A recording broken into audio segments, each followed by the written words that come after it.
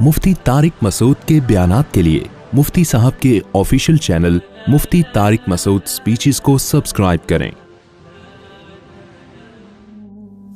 वइन्न लकुम fill अनामिल इब्रा, Quran कह रहा है तुम्हारे लिए चौपायों में भी इबरत का सामान है। मैंने बताया सूरह नहल में अल्लाह ने अपनी नेमतों को बहुत बयान किया है।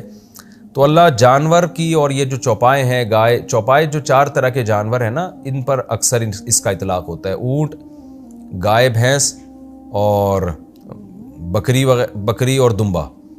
तो ये चार जानवरों का जो है ना, चौपाए का जब भी लफ्ज़ आता है तो इससे मुतबादिर ये चार किस्म के जानवर होते हैं। तो अल्लाह फरमाते हैं इनमें भी तुम्हारे लिए इबरत का सामान है। इबरत का क्या मतलब? एक इबरत कहते हैं कि क़यास करना, अल-एतबारु बिल अमसाल मिन सुन्नतिर रिजाल, यानी एक चीज़ को देखकर उससे नतीजा अखज़ करना कि जब ये है तो फिर इससे ये समझ में आ रहा है, यानी ऐसा होगा। कुछ चीज़ें ऐसी होती हैं ना कि वो सराहतन ज़िक्र की जाती हैं, कुछ चीज़ें ऐसी होती हैं जो सराहतन ज़िक्र नहीं की जाती, इशारतन ज़िक्र की जाती हैं। एक बात बताई जाती है, अक्लमंद लोग उससे दूसरी बात भी खुद ब खुद समझ लेते हैं। तो इसको इबरत कहते हैं कि एक बात बताई है तो अक्लमंद उससे खुद ब खुद दो चार चीज़ें खुद ब खुद निकाल लेता है। तो अल्लाह ताला चूँकि नज़र नहीं आते, जन्नत जहन्नम नज़र नहीं आती, तो इसलिए अल्लाह ताला ने अपनी निशानियों के लिए इबरत का लफ्ज़ इस्तेमाल किया कि तुम्हें हमारी निशानियाँ तो नज़र आएंगी, लेकिन इससे तुम हम तक पहुँचोगे तो ये इबरत के बगैर नहीं पहुँच सकते, तुम्हें सोचना पड़ेगा। क्योंकि अल्लाह अगर नज़र आ रहा होता, जन्नत जहन्नम नज़र आ रही होती, फिर तो सोचने की ज़रूरत ही नहीं थी ना।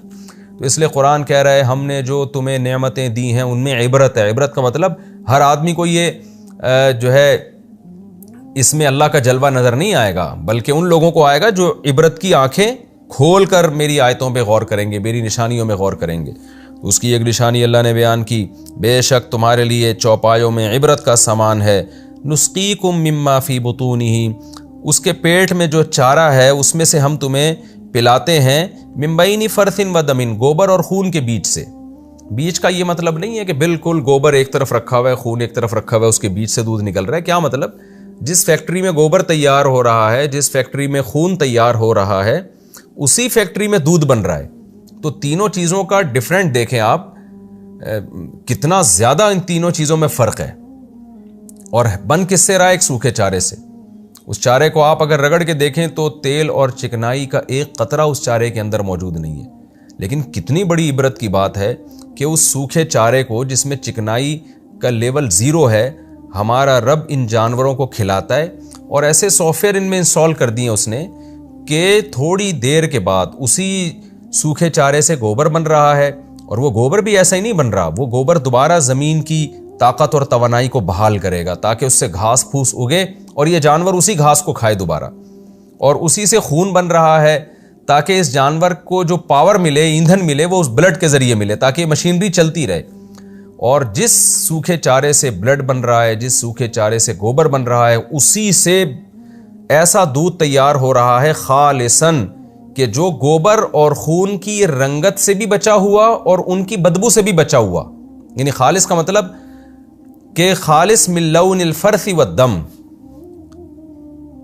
के जो खून और गोबर के रंग से भी खालिस है और उनकी बू से भी बचा हुआ है। उसमें स्मेल भी नहीं है, गोबर की और खून की स्मेल भी नहीं है, इन दोनों चीज़ों से बचा हुआ। और रंगत बिल्कुल उसकी इन दोनों चीज़ों से बिल्कुल अलग रंगत है। तो अल्लाह फरमाते हैं साइगल लिशारिबीन, ये इसकी ज़ाहिरी शक्ल है। और लजीज कितना होता है, साइगल लिशारिबीन, पीने वालों के हलक में फिसलता चला जाता है। उसी घास को आप थोड़ी देर पहले खुद खा के देखते, एक निवाला आप निगल नहीं सकते उसका, जो बद जायका चीज़ जानवर को खिलाई जा रही है, लेकिन खुश जायका चीज़ हमारे लिए पैदा की जा रही है। तो अल्लाह फरमाते हैं इन जानवरों में भी तुम्हारे लिए इबरत का सामान है। जो मुल्हिद किस्म के साइंसदान हैं, डार्विन जैसे, वो तो ये दो लफ्ज़ कह के निकल जाते हैं कि जी ये करोड़ों साल में इत्तेफाक से ऐसी मशीन वजूद में आ गई। लेकिन इससे बड़ी कोई नाशुक्री नहीं है कि जिस खुदा ने इन मशीनों को हमारे लिए मुसख्खर किया, हम उस बनाने वाले का इनकार कर दें और उसकी नेमतों का इनकार कर दें। और अपनी जैसी बनी हुई मखलूक, जो एक साइंसदान है, जो इंसान है, जो गलती भी कर सकता है, उसको खुदा पे फौकियत दे के हम खुदा का इनकार करना शुरू कर दें। जिस साइंटिस्ट के हाथ में ना हमें नफ़ा पहुंचाने की ताकत, ना हमें नुकसान पहुंचाने की ताकत, जिनके नज़रियात रोज़ चेंज हो रहे होते हैं, ان کو آپ خدا کی باتوں پہ ترجیح دینا شروع کر دو اور اتنی بڑی بڑی نشانیاں جو اللہ نے عبرت کے لیے پیدا کی ہیں ان کو اگنور کرنا شروع کر دیں، تو پھر اللہ کا دعویٰ صحیح ہے کہ جو لوگ میرا انکار کریں گے یا میرے ساتھ شرک کریں گے یا میرے علاوہ کسی اور مذہب کو، میرے بتائے ہوئے دین کے علاوہ کسی اور مذہب کو فالو کریں گے، وَهُوَ فِي الْآخِرَةِ مِنَ الْخَاسِرِينَ، تو آخرت میں وہ لوگ خسارے میں ہوں گے۔ اب آپ دیکھیں نا جانور میں عبرت کی یہ کتنی زبردست بات ہے کہ گائے بھینس ان میں اتنا تھنوں میں دودھ پیدا ہوتا ہے کہ ان کے بچوں کے لیے اس کا چوتھائی حصہ بھی کافی ہوتا ہے، یعنی چوتھائی سے بھی کم پیتے ہیں۔ اگر یہ نیچر نے آٹومیٹیکلی خود سے یہ سب چیزوں کو ڈیزائن کیا ہوتا تو سب سے پہلی بات تو یہ کہ دودھ اتنا پیدا ہونا چاہیے تھا نا جتنا ان کے بچوں کے لیے کافی ہوتا ہے، لیکن قرآن کہہ رہا ہے کہ ہم تمہارے لیے تمہیں پلاتے ہیں۔ کیا مطلب؟ اتنا ان کے تھنوں میں دودھ پیدا ہو رہا ہے کہ بچے بھی پئیں گے اور اس سے انسان بھی پئیں گے۔ بلکہ آپ جو لوگ جانور پالتے ہیں ان سے جا کے پوچھیں کہ اگر گائے کے بچے کو شروع میں یا بھینس کے بچے کو چھوڑ دیا جائے نا دودھ پینے کے لیے، تو وہ دودھ اس کی نیڈ سے، اس کی ضرورت سے بہت زیادہ پیدا ہو رہا ہوتا ہے۔ وہ بچہ ایک ہی دفعہ میں پی کے وہ مر جائے گا، یعنی وہ دوبارہ نہیں زندہ بچتا۔ تبھی یہ گوالے جتنے بھی ہیں بچوں کو باندھ کے رکھتے ہیں کہ رات میں کہیں کھل نہ جائیں، وہ جیسے ہی کھلتے ہیں وہ جا کے اتنا دودھ پی لیتے ہیں کہ مر جاتے ہیں وہ۔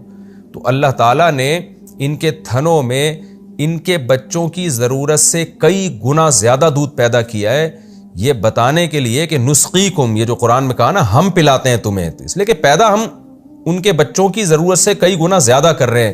تو یہ صاف اس بات کی علامت ہے کہ یہ چوپائے اللہ نے خاص طور پر انسانوں کے لیے پیدا کیے اور ان کے دودھ سے تاکہ انسان فائدہ اٹھائیں، یہ آٹومیٹیکلی خود بخود یہ کام نہیں ہو گیا۔ آگے اللہ تعالیٰ فرماتے ہیں وَمِن ثَمَرَاتِ النَّخِيلِ وَالْأَعْنَابِ، اور کھجور کے پھلوں سے اور انگوروں سے، تَتَّخِذُونَ مِنْهُ سَكَرًا، تم نشے کی چیزیں بناتے ہو۔ سکر عربی میں نشے کو کہتے ہیں، مراد اس سے شراب اور کوئی بھی نشہ آور چیز۔ تو یہاں ایک اشکال ہوگا کہ شراب تو بری چیز ہے، اللہ تعالیٰ اس کو نعمت کے طور پہ کیوں بیان کر رہے ہیں؟ دیکھیں جب یہ آیتیں نازل ہوئیں تو اس وقت شراب حرام نہیں تھی، یہ مکی آیت تھی، تو عرب تو بہرحال اسے ایک نعمت سمجھتے تھے۔ تو قرآن نے ان کے نظریے کے مطابق بیان کیا کہ وہ چیز جس شراب کو تم اپنے لیے نعمت سمجھتے ہو، تھوڑی دیر کے لیے مان لیں اگر یہ نعمت ہے تو اس کا خالق بھی اللہ تعالیٰ ہے، کیونکہ انگور اور کھجور کو اللہ پیدا کر رہا ہے۔ تو اگر تم پی رہے ہو اور حلال سمجھ کے پی رہے ہو اور اب تک حرمت کی آیتیں نازل نہیں ہوئی ہیں تو تمہیں تو اس سے لذت حاصل ہو رہی ہے نا، تو اس نعمت کی نسبت بھی تم نے اللہ کی طرف کرنی ہے۔ لیکن چونکہ اس میں یہ وہم ہو سکتا تھا کہ گویا قرآن جو ہے شراب کی تعریف کر رہا ہے، اور حالانکہ اللہ کے علم میں تھا کہ میں شراب کو حرام کر دوں گا، تو اس لیے اللہ نے اس وہم کو دور کرنے کے لیے عطف کیا وَرِزْقًا حَسَنًا، اور پاکیزہ چیزیں بھی تم بناتے ہو کھجور اور انگور سے۔ اس میں اشارہ دے دیا کہ یہ شراب یہ تمہارے حق میں جس کو تم نعمت سمجھ رہے ہو تو اس کا خالق اللہ ہی ہے، کیونکہ انگور اور کھجور کو اللہ نے پیدا کیا، تو اس اللہ کا شکر تو ادا کرو، مگر اس خوش فہمی میں نہ رہنا کہ یہ کوئی پاکیزہ روزی ہے، کیونکہ اس کے علاوہ چیزیں پاکیزہ ہیں۔ تو یہ قرآن کی بلاغت ہے، یہ معجزہ ہے کہ قرآن نے اس میں اشارہ دے دیا تھا کہ اللہ تعالیٰ شراب کو پاکیزہ روزی نہیں سمجھتے، اور یہ جو نعمت کے طور پہ بیان کیا جا رہا ہے صرف اس حد تک کہ تم اس کو نعمت سمجھ رہے ہو۔ اس کی مثال ایسے ہے جیسے کوئی شخص کسی چیز کو اپنے لیے بہت ہی مفید سمجھتا ہو، فائدہ مند سمجھتا ہو، لیکن جو آدمی اس کو چیز دے رہا ہو اس آدمی کا شکر ادا نہ کرے، تو ہم کیا کہتے ہیں؟ بھائی تو اپنے خیال کے مطابق تو شکر گزار بن جانا، تو اس چیز کو نعمت سمجھ رہا ہے، اگرچہ یہ نعمت نہیں ہے، اگرچہ یہ آزمائش ہے، یہ نعمت نہیں ہے، لیکن تیرے خیال میں تو یہ نعمت ہے نا، تو اللہ کا خیال نہیں کرتا، اپنے خیال کر کے تو شکر ادا کرنا کہ جو تجھے یہ نعمت دے رہا ہے۔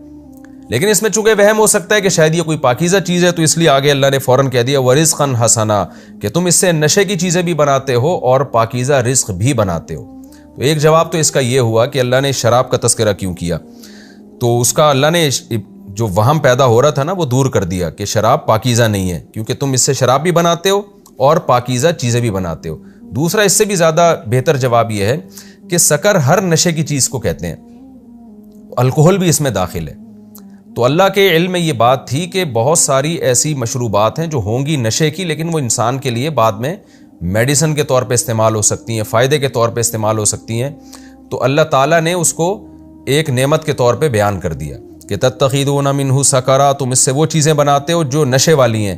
اب قطع نظر اس سے کہ کس صورت میں وہ نشہ حرام ہے، کس صورت میں وہ حلال ہے، اس سے اللہ نے بحث نہیں کی، بلکہ اس کی بحث قرآن میں دوسرے مقام پر ہے کہ اللہ تعالیٰ نے سورہ انعام میں شراب کو ہمیشہ کے لیے حرام کر دیا۔ تو تتخذون منہ سکرا ورزقا حسنا، اور اس سے تم پاکیزہ رزق بھی حاصل کرتے ہو، یعنی شراب، انگور اور کھجور سے تم پاکیزہ روزی بناتے ہو۔ کیا مطلب؟ ان سے اور کھانے پینے کی بہت ساری چیزیں بناتے ہو، جیسے کھجوروں سے چھوارے بنتے ہیں یا انگور سے کشمش بنتی ہے، اور بہت ساری آج تو پتہ نہیں کیا کیا بنایا جا رہا ہے، اس سے بہت سارے مشروبات بنائے جا رہے ہیں، بہت ساری دوائیاں بنائی جا رہی ہیں۔ تو یہ کھجور اور انگور چونکہ عربوں کے استعمال میں بہت زیادہ ہوتی تھی، تو اللہ نے اس کا خصوصی تذکرہ کیا کہ صرف یہ اپنی اوریجنل کنڈیشن میں استعمال نہیں کرتے، بلکہ ان کی بنی ہوئی چیزوں کو بھی تم استعمال کرتے ہو۔ ان فی ذلک لآیۃ لقوم یعقلون، بے شک اس میں بڑی نشانی ہے ان لوگوں کے لیے جو عقل سے کام لیتے ہیں۔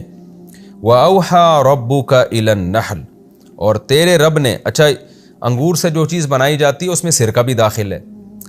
اللہ نے فرمایا نا کہ تم کھجور اور انگور سے رزقاً حسنا، پاکیزہ اچھی روزی بھی بناتے ہو تم اس سے، یعنی ایک طرف تم نشے کی چیزیں بھی بناتے ہو، لیکن اس سے دوسری طرف تم پاکیزہ رزق بھی بناتے ہو۔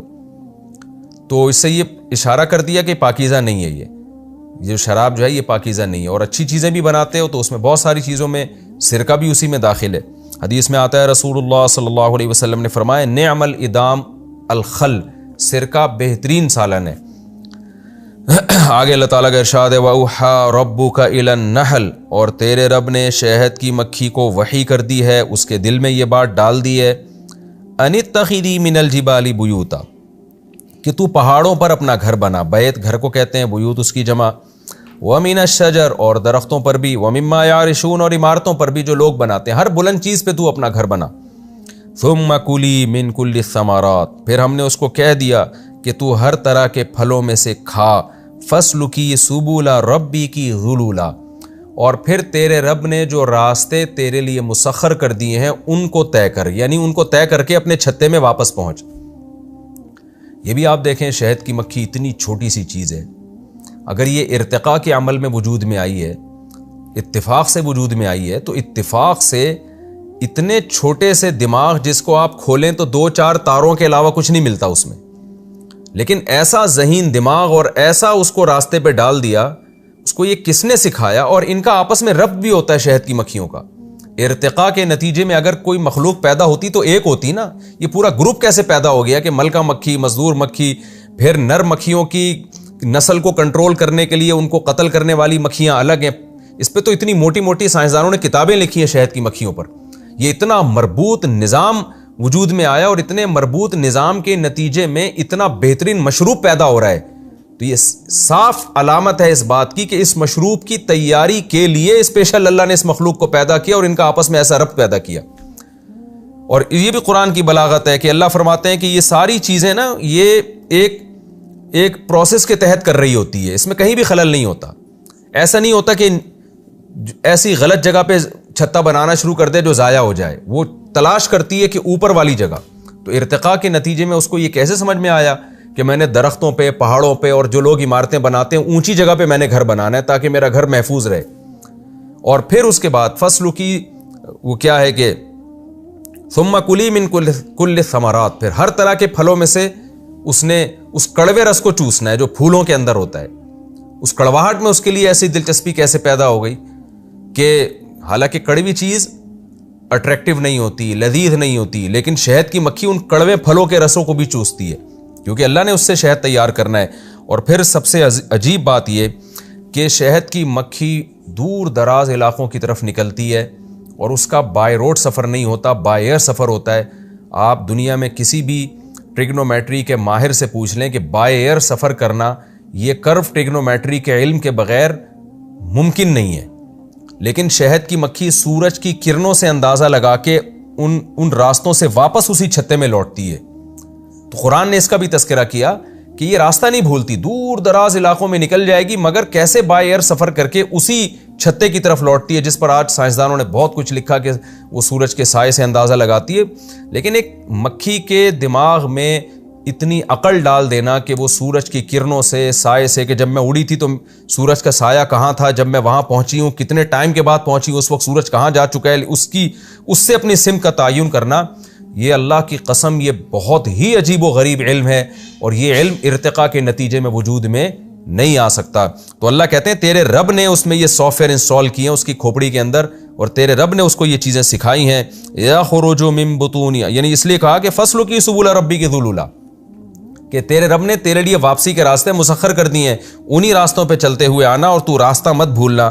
یخرج من بطونہا شراب مختلف الوانہ، اللہ کہتے ہیں اتنی انتھک محنت کے نتیجے میں جو پروڈکٹ حاصل ہوتی ہے وہ کیا ہے کہ اس کے پیٹ سے ایک مشروب نکلتا ہے جس کے رنگ مختلف۔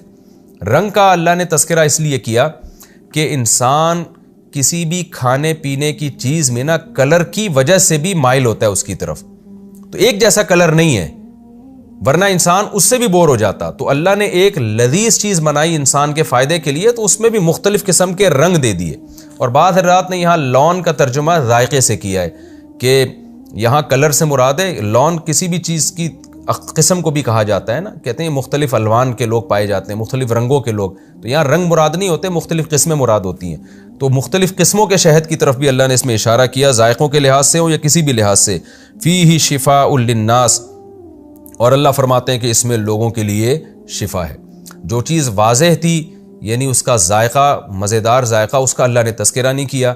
جو چیز اس کے اندر چھپی ہوئی ہے، جو لوگوں کے سامنے واضح نہیں ہے، اس کا اللہ تعالیٰ نے ان آیتوں میں تذکرہ کیا کہ اتنی محنت کے بعد صرف ایسا نہیں ہے کہ زبان کے چٹخاروں کے لیے ایک چیز پیدا کی جا رہی ہے، بلکہ ایک ایسی چیز پیدا کی جا رہی ہے جس میں زبان کی لذت بھی ہے اور انسان کی چھپی ہوئی بیماریوں کے علاج بھی ہیں۔